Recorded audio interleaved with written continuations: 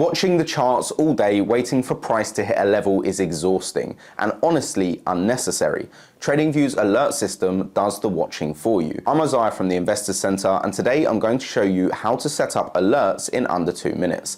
And if you're looking for the best brokers to trade on TradingView, check out the link down in the description. Some of our top picks will get you 3 months of TradingView Premium completely free when you deposit. So there are 2 different ways that you can add an alert to your TradingView charts that will either be sent to your desktop or to your phone if you have it downloaded.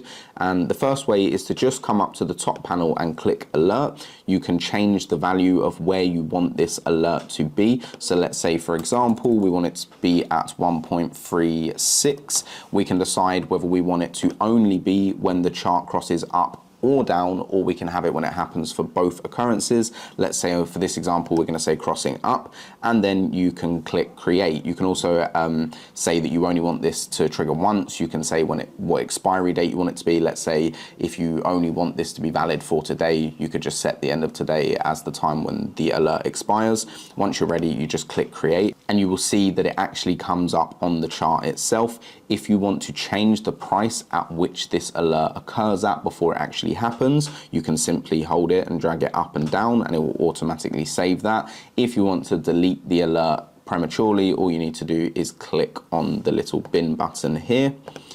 But another way that you can add it to the chart is simply by hovering onto the price. Let's say you've already got an area marked out where you want to make your entry. You can literally hover over that price, right click, add an alert, and it will have already selected that specific value. Again, you can change the trigger occurrence, you can change the expiry date, and you can change when you actually want it to trigger on up or down moves.